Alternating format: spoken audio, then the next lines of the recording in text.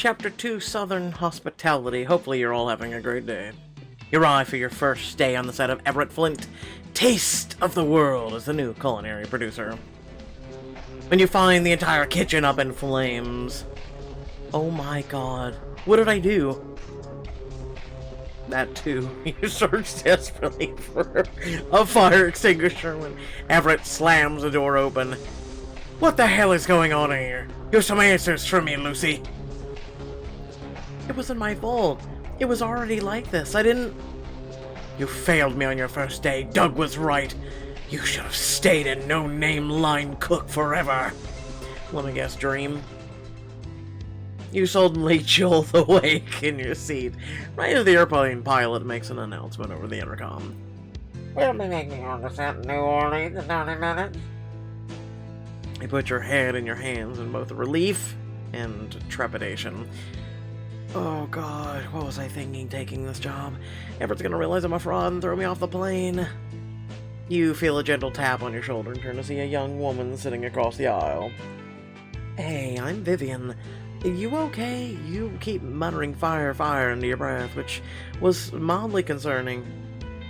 Sorry, I had a nightmare. I just got hired on the show and, well, pretty sure it was completely a fluke. I don't belong here. Oh, good old imposter syndrome. Don't worry, I'm 100% in the same boat. I'm the head designer for the show, so I'll be leading the restaurant remodeling and makeover, which is my own nightmare since I've never been on a TV set, let alone led a whole construction team. How'd you get the gig? Zara plucked me off the internet. Her assistant saw my home makeover vlogs, and not my subscribers when translated into views. Moral of the story, us two newbies should stick together. Thanks, Vivian. Got any advice for me? Well, just that you should prepare for me to bug you about the interior design all the time now. Every space should have intention, balance, multiple flat weave rugs, ideally. Also, don't cross Zara. Are people not really scared of her? She's one of the best showrunners in the business. She's not cruel per se, but she'll do whatever it takes to make the show successful. I'll keep that in mind between her and our head chef. Something tells me this job is gonna keep me on my toes. Vivian leans across the aisle hesitantly, and between you and me, I think Everett's been especially prickly because he's been out of the limelight for a while and is adjusting back to it.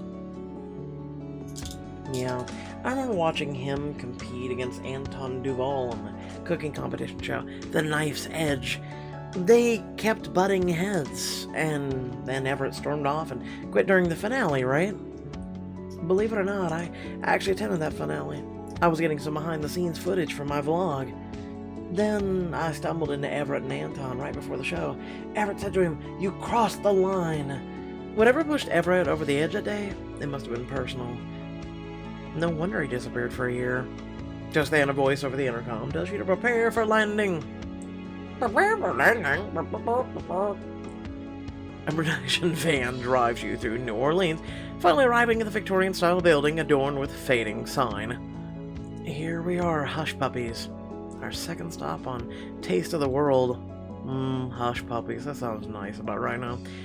But good luck, Lucy. Show 'em who's boss. You hop out of the van and see Zara's directing the crew around and getting ready for the show. Lucy, we still have a few minutes before the restaurant owner arrives. Go to wardrobe, change out of those travel clothes. You enter the wardrobe and makeup trailer, where you see the stylist doing the last hair touches on Everett in one of the chairs. You're all set, dear. Everett's critical gaze finds you in the mirror. Looks like you made it. And you're a culinary producer now. That means you're going to need a glamorous look in front of the cameras. Not to mention, put your best foot forward when you meet the restaurant owner. Now, show me what you got. Everett turns back towards the mirror, but as you reach for the fabric, you feel his eyes on you, and almost every one almost feels like anticipation. Diamond choice. Remember when Pixelberry used to let us see the, not so diamond outfit? And then, you know, this outfit. Remember that? Yeah, I remember. Pepperidge Farms remembers, too. You take a deep breath, trying to embody the confidence that the outfit exudes.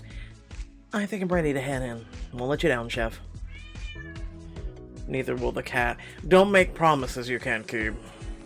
Regardless, you think you see a glint of approval in his eyes as you exit the trailer. You step into the restaurant Hush Puppies, which is full of knickknacks and photographs of New Orleans. Let me give you a quick rundown of the format of the show before the owner arrives. First, you meet the owners, have a heart-to-heart about their background, and try to diagnose the problems of the restaurant. Then you and Everett will research the cuisine and culture of the local area. Well, it's New Orleans. So spicy food, that's a given. Gumbo, jambalaya, shit like that. Okay, check. So we can figure out how to fix the restaurant's problems and update the menu. Understood. Once all of that is sorted, you'll present the new menu to the owners and teach them how to make their new dishes. And then it's time for the grand reopening. Customers are happy, owners are thrilled, credits roll, and boom, profit. At each restaurant, pick your choices carefully so the business achieve optimal success and a high star rating. The higher your restaurant score, the higher your star rating. You suddenly recall your earlier conversation with Julia and what she said about Zara's goals for the show. So, if you want to get your vision on the screen, you'll need to convince Zara that your ideas will get good ratings. You can count on me, Zara.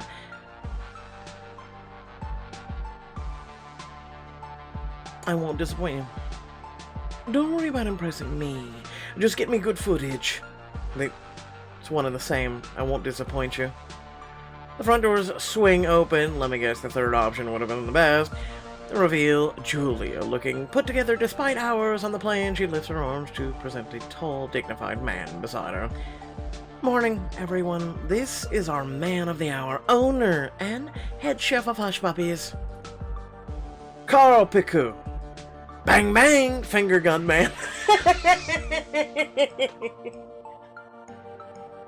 I was wondering where they hid your ass.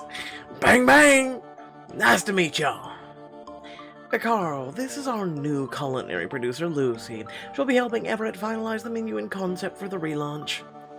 Carl gestures at your trendy new outfit. I can tell we're in good hands. You look like someone on set who knows what she's doing. At your service. Julia leans in, keeping her voice low. You're putting the rest of us to shame, Lucy. You're gonna steal the show whenever you're on camera. Enough chit-chat, let's get this episode started. She looks so miserable, like one of those pugs that just looks unhappy. Zara whispers in your ear. Remember your strengths are in the kitchen. Let Julie and Everett take the lead in the conversation. Listen, I'm really tired of people telling me what my strengths are, okay? Soon the cameras are rolling, and you slide into the booth with Carl, Julia, and Everett for the restaurant debrief. So, Carl, why don't you tell us about the origins of Hush Puppies? Well, you see, I was in Long John's getting some Hush Puppies. I know that's not where Hush Puppies came from, but you know. Well, I got my first job as a cook at the fish fry place. When I saved enough money, I opened this restaurant. Took a damn long time, too. Did you know much about the running a business at the time? No, but I knew good food. I learned from my mom. The two of you must be close. Will we have the pleasure of meeting her? Not this time. She passed away a few years back. He chokes up and busies himself with rearranging the sauces on the table. You, Everett, and Julia exchange surprised glances, and Julia looks at Carl's emphatically. We're so sorry to hear that, Mr. Picou. That's life, I suppose. I was supposed to focus on trying to fix my business, but it's taken a downturn. I can't even find menu items at work. That's because you did this for your mom, and if your mom passes, you just... things that once were in her honor, just... yeah, you're just... sadness, you know? Did you make any drastic changes to the restaurant? What could have caused things to go downhill? I'm gonna spray the cat, I'm gonna do it. I don't know, that's why I called you. Clearly, Oh, damn male cats, I'm serious. Julia shakes her head at Everett, trying to get him to calm down. Everett crosses his arms, but complies. Carl looks down at his clasped hands, a faraway look in his eyes, and you're struck by a sudden shift in tone. I just wanted to be how I used to be. Everett and Julia don't seem to know what to say. Maybe this is my chance to speak. Don't worry, Carl. We'll keep the heart and soul of your restaurant intact. We can tell how much of yourself you've poured into this place. It needs a few tweaks, here or there. Julia nods at you approvingly. Right, your story's far from over. We'll get you back up on your feet, while keeping Hush Puppy's integrity. Carl straightens up, regaining some confidence. That's what I'd hope to hear. This place has a lot of history. I don't want to forget any of it. Carl sighs, a thought passing across his features. It's just I'm disappointed in myself for letting things slip so much. Everett speaks up again, his voice taking on a new, emphatic timbre. Disappointed? Carl, you have nothing to be disappointed about. I don't? You've lost so much between the difficulties of your business, your mom. Most people would have given up a long time ago. But you didn't. Instead, you reached out to us for help. Asking for help, that's true bravery, Carl. Julia's eyes widen in surprise. Meanwhile, Carl nods slowly, his eyes welling up. That's kind of you, Mr. Flynn. Cut! Good work, everyone. Carl, do you need time? Let's take a 10-minute coffee break. Ever the emotional support there, Zara. A few minutes later, Zara pulls you aside. Looks like the world didn't end when you opened your mouth. Not bad, Lucy. Much appreciated, Zara. Carl's holding something back. His mood switched when Everett asked what went wrong. I want you to get answers. Learn the lay of the land. We'll learn more about Carl. Remember, we have less than a week to save his business. Once you and Everett reach the door, Zara calls out, "Oh, and Everett, be nice." Everett scowls and heads outside. As you and Everett step onto the street, you hear a croon saxophone on the corner of a nearby balcony. A woman fans herself from the heat. What was your take on Carl? He's playing his cards close to his chest. Clearly his mom's death impacted him, and that turn influenced the restaurant. But I think there's more to the story. Everett leads you to a bustling open-air market in the French Quarter. You smell fresh bread, stewed meat, and sweet, smoky aroma of roasted peppers. Peppers. Carl said he was having trouble coming up with menu items. We have to spend time with the local food so we can build the best menu for him, starting with the perfect appetizer. Everett procures a plate of raw oysters, a half shell, each with a pink frosty sauce dolloped on top. Raw oysters, bottoms up. Never had any. You tilt the shell and let the oyster slide in your mouth. You blink in surprise as the zesty taste of the iced mignonette sauce hits your tongue. Delicious. Whether they're charbroiled, Rockefeller, in a po' boy, what the hell is a po' boy, or fresh off the shell like these, oysters are a staple. He weaves through the market and leads you up to a corner where he places an order for jambalaya. New Orleans food is influenced by a melting pot of Creole, Cajun, soul food, and the best representation of that is jambalaya. You nod through a mouthful of rice and pick on spices. After sampling a few more foods, he leads you to a cart for dessert, and the two of you step away with a piping hot beignets coated in a snowfall of powdered sugar. Not nearly enough. Can't go wrong with deep-fried Chuck's pastry. Along the Mississippi River, as the steamboats float by, you bite into your baguette and close your eyes in pleasure as the pillowy, chewy, and crispy flavors of fried dough give way. Nothing screams comfort food more than fried dough and sugar. I can think of a few. You knock the powdered sugar off your fingers and glance over at Everett when you see a stunned expression on his face. Listen, how dare you knock the powdered sugar off? It's best in your mouth. Everything okay? Yep. You sure? Uh-huh. Because a second ago you looked like the most expressive I've ever seen you. Drop it. Focus on your food, not my face. I've heard that one before. Everett... Open up already. What is it going to take for you to say anything personal? Careful, don't push me. Oh, screw careful, talk. He relents, shoulders heaving as he lets out a sigh. I don't normally do story time, but you're about as stubborn as I am. Maybe more so. I was thinking that this vignette reminds me of the first restaurant I worked at. It's actually not far from here. That's why Zara chose Knoll as one of her destinations, because I have ties to the place. I started out as a busboy. It's hard to see you scrubbing dishes. Shut it! I'm telling a story. It was my birthday that day, but I didn't tell anyone. I was feeling low and missing home. All that day you could smell the vignettes cooking in the kitchen like heaven. His gaze drifts down to the one he's holding. They emerge golden brown from the hot oil, thick layers of white powdered sugar on the top. I couldn't help myself. I stole one, but the head chef caught me in the act. Oh no. I thought he was going to fire me on the spot, but he got all the staff together in the kitchen for a break. We all sat down and ate them together. I didn't know it then, but they had become my family. Even though they didn't have to, they taught me everything I needed to know to become a chef. He stares wistfully at the water as a steamboat creeps by. I never told them it was my birthday. Seems like that, what defines you as a chef is close to you. They clearly left their mark on you. Nice to know you're paying attention and not a complete rube. Only a partial one. He finishes his last bite and pockets the napkin. What makes these taste good is the history and heart behind them. You're right. You said the restaurant wasn't that far away.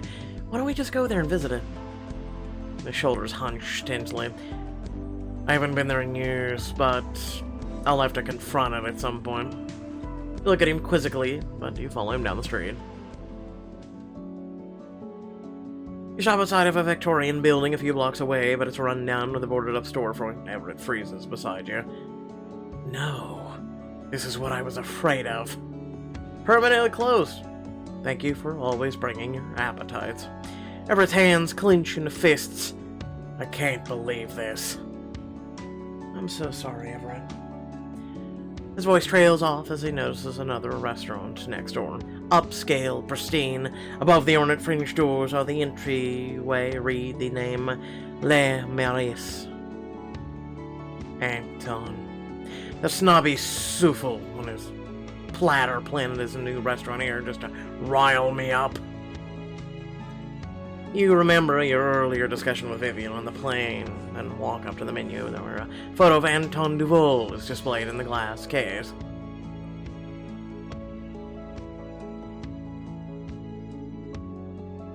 Okay, I'm gonna test it. I heard rumors. It sounds like you took things too far on the knife's edge. He's a not trustworthy little weasel, leave it at that. Okay, I won't pry. Everett looks over at Le Maurice one more time. Okay, you sampled New Orleans cuisine, now you know more about me than I intended. But less than I wanted. We're ready to head back. We'll start work on the menu first thing tomorrow. You re-enter the restaurant when you catch sight of Vivian having trouble leading the construction team. Hudson, I'll ask again. Do you mind installing another light fixture on the far wall, please? Don't tell me you're not happy with my lighting job, Hernandez. Set designers have never had a problem with my work before. I just meant... aisle. Everything okay? Oh, I don't think we're officially met yet. I'm Hudson Park, head of construction. Welcome to the squad. Thanks. I'm excited to be here. It's a spirit. Only 5 stars from here on out, baby. Woo! Builder goes off nonchalantly, and Vivian's bewildered gaze lingers on him a second too long. You exchange a look with her. I'm doing. I'm used to dealing with a crew of me, not a dozen guys. He talks to me like I'm one of his pals, as a simple sure, got it, or it'll get it fixed in a few. So hard? It'd definitely be more professional. Vivian, I think you need to communicate honestly with him. Need to lay down the law. If he gives you any crap next time, call him out. Make sure he and the others walk away, knowing you're just as qualified to be here as anyone else. You're right, I am qualified. I've worked for clients on my vlog channel, and I can judge thread count with my bare eyes. I'll do my best. Thanks, Lucy. You walk towards the exit to the clock out of the day, when you see Julia in discussions with Carl behind the bar. You mentioned that your mom taught you about food. Did she ever help with the cooking and Hush Puppies? What does that have to do with anything? This is my restaurant, not hers. Yep, this one's gonna be a tough one. Suddenly the doors to the restaurant swing open. Carl, you better not have forgotten the family crawfish boil. You invited these nice folks of the crew, right? Everyone is my sister, Adele. Where are your manners, sis? You're really putting them on the spot. Nonsense. They're helping us after all. We have more than enough food to go around. A crawfish boil? I've always wanted to go to one of those. Crawfish boils are required eating for a chef. We're in. Perfect, great, sure. You're all invited. If you're quick, you might just beat the cousins to the good stuff. Julia leans over to you, speaking quietly. Carl's a tough nut to crack. I need to stay to help plan the marketing campaign, but see if you can get him to open up on the personal side. I won't let you down, Julia. Somehow I don't think it'd be possible for you to let me down. Before you know it, you and most of the team have arrived at Adele's home outside of the city limit. English, they so hard. Near the bayou, the artifact for family and friends. You zeroing on the table in awe of the delicious seafood, corn, and fixins already piled high. Oh my god, look at that. What's to drink? Wow, this isn't your average cookout. Thank you so very much for inviting us. You're about to say my brother's restaurant. Least we could do is fill you up. Make sure you're yourself at home. You sit down at the table with the family as they chat happily around you. Excitedly, you gobble up some buttery corn on the cob, then reach for some crab. Cooked to perfection. You take a bite, letting the crusty taste of the crab linger on your tongue. You wash it down with the fruity notes of a local beer. Perfect combination. Food and community are obviously important to Carl and his family. Everett sits across from you, a beer in hand. As he takes a bite, he closes his eyes, chewing slowly. They boiled the crawfish in a secret family spice concoction of garlic powder, cayenne, fresh dill, to name a few. They didn't just dump in a thoughtless spice blend. This was hand-picked with care. The family knows what it's doing. Agreed, Chef. You both return to your own food, the sound of cracking shellfish filling the air. You take a sip of your beer. He takes a sip of his. You clear your throat. A toast to being off the clock together. You hold your gaze a second longer than expected, and then takes another swig. I'm never off the clock. Shut up, me. You're off the clock right now. Everett nods towards something behind you, and you turn to see Carl standing over his outdoor stove, stirring a massive pot. There's a client by himself. I've interrogated him enough today. Why don't you see if you can learn anything new or more about him? Will do. Any suggestions? What a culinary producer does. Ask him about food. You stand up from the table and depart, making your way through the yard towards him. That smells delicious. What are you making? Crawfish etouffee, my cookout specialty. Looks pretty complicated. That's just 'cause I'm cooking it in this behemoth, but it's simple and pretty damn good if I say so myself. He hesitates for a moment, as though weighing something in his mind, then clears his throat. If you want, I can teach you how to make it. learn the traditional recipe from Carl to gain inspiration for another recipe. I'm all ears to whatever you want to teach me. Carl waves you over to look into the deep pot he's stirring. Your mouth practically waters as you take in the sight of the bright vegetables, slow-cooked crawfish smothered in dark sauce. Looks sumptuous. Don't you mean scrumptious? Am I wrong? That says sumptuous. You got that right. See how good that sauce looks? It's all coming down to the rocks. When you're making rocks, patience is key. If you try to rush it, or stay away for even a minute, you'll kill him. Just remember, if you don't have a rocks or a holy trinity of onion, green peppers, and celery in the mix, not a New Orleans stew. You see Carl's eyes shine with a genuine passion as he dutifully stirs the big pot. I'll take that to heart. As Carl ladles the stew carefully over a bed of rice, you retrieve your notebook, quickly jotting down your notes on the traditional family dish. Crawfish et feuilles. Smother crawfish in a rich, flavorful rock sauce of onions, celery, green bell peppers, tomatoes, and bouillon. Season with garlic powder and paprika. Serve over a bed of fluffy white rice with a dusting of cayenne and fresh onion. Oh, that's some spice right there. That's good shit right there. Got all those notes you need? I did. Thanks for the lesson. You accept a bowl of etouffee and give it a taste. Just as I thought, amazing. I can see why Adele wanted us to come today. Oh, she's always been zealous about inviting folks. She organizes one of these every year, but I fail. This used to be Mom's responsibility. Now, Adele's stepped in as though she's a new matriarch. It seems to me like she is just trying to keep the family together. You all went through so much. It's easy for people to drift after such a tragedy. Being around each other is too triggering. Maybe, I just don't know why she's so eager. I'm sure she's hurting too. You like to be around food to feel better. Maybe she needs people. We all do, every now and then. I guess I never thought about it how she really feels. She's always got such a big smile all the time. Carl trails off for a minute, then fixes another bowl of etouffee and hands it to you. Why don't you give that to my little sister? Till I saved her the best batch. Will do. And thanks for dropping by. Feels good to share the magic behind the old dishes with someone again. Thanks for telling me about him. Behind the stove, making this dish, he certainly looks more alive than he did when he was interviewing him the entire time earlier. As you walk away, you see everyone at the crawfish boil and the sound of merry laughter drifting up into the sky. You catch Everett's eye across the yard and think of the comforting taste of fried dough and sugar by the docks. You set the bowl down on the table for a moment and reopen your notebook, thinking about what the new dish for your cookbook could be.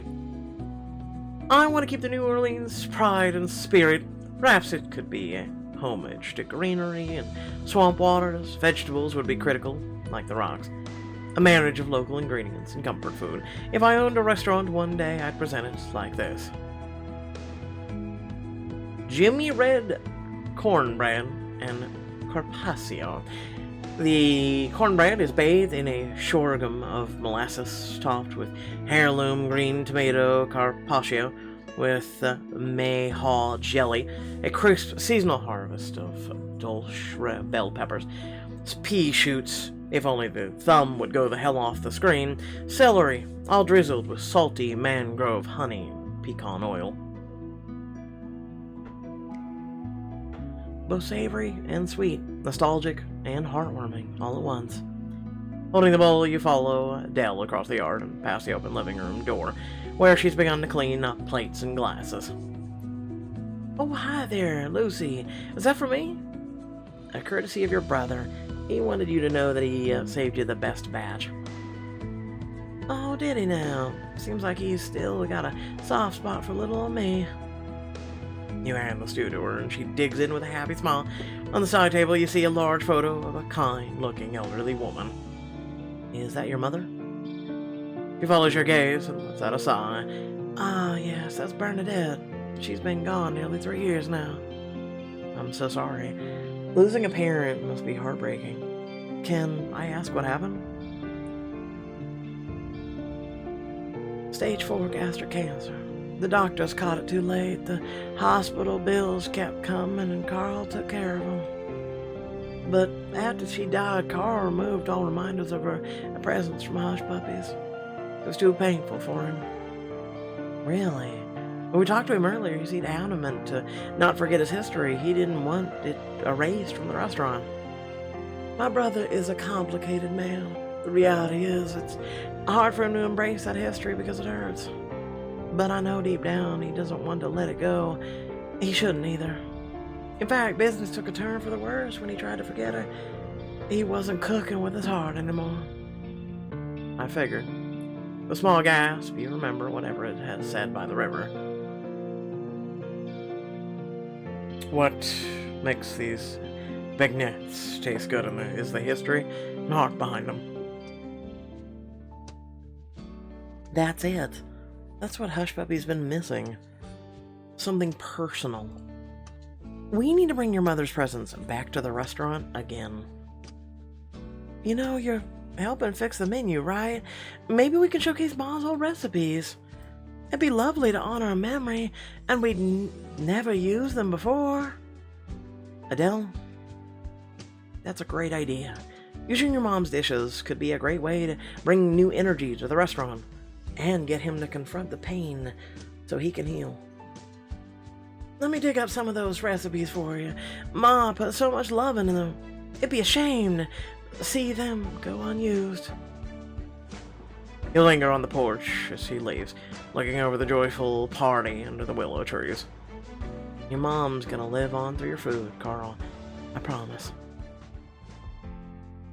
The next day, you and Everett are working in the kitchen, sorting through Bernadette's recipes and cooking them with your own spin. And now the piece de resistance. He pulls out a ceramic dish from the oven, lifts the cover, revealing a rich, succulent crawfish mac and cheese. A heavenly aroma of herbs, crawfish, and cream wafts through the air. I can't wait to try it. You lean forward, allowing yourself a taste. You catch Everett's gaze, his eyes track the way you pull back from the spoon, the way your tongue darts out to lick the bottom limb. The air suddenly feels heavy as you stare back at him, the food simmering over the stove, somehow forgotten. Everett. Then he abruptly pushes some loose hair away from your face. Pin that back, it's a health code violation. He turns on his heel, deliberately pulling his attention from you back to the food. Yes, Chef. And by the way, good work on the crawfish boil yesterday. I thought we wouldn't be able to crack Carl, but you've proved me wrong. Again? Again? Again? Make sure to... What's that? Hold on, let me get my phone and record it. Again, you say? Just trying to do my job. You turn when you hear someone enter the kitchen. I know that smell. You should. It's a riff off of your mother's recipe for crawfish mac and cheese. Carl snatches the recipe sheet out of Everett's hands. His brow furrows as he looks it over. No, that's not going on the menu. Where did you even get this? Adele gave us the recipe. I talked to her at the cookout. She said it was a good idea. She's always sticking her nose in my business. I never use Mom's mac and cheese recipe on purpose. Carl, we need to keep this. It's the perfect blend of fine dining and home cooking. How could you not want that? I told you we aren't using it, and this is my place. I'm sorry, we misunderstood. Well, I don't need any more misunderstandings, and I don't need your show. I want you all to leave now. Let me guess. End of the chapter? Yeah, end of the chapter. Yeah. Okay, let's see if the thumb pops up at or the hand pops up at the bottom. You know, because you gotta love that shit. Little thumb. Yep, thumbs, little hands back with the thumb. Get it off. We know how to click. Seriously. Who doesn't know how to click at this point, or tap even? Oh, Pixelberry. Anyway, without further ado, thank y'all for watching. Please remember to like, share, and subscribe. Head down the description below, links on social media, Discord, if you like support me and my content. Without further ado, love your beautiful faces. Hopefully you all are having a great day. If not, let me know why. If you are, let me know why. Without further ado, let me know what you thought about the chapter 2. And, hopefully you all enjoyed. Catch y'all later. Peace out.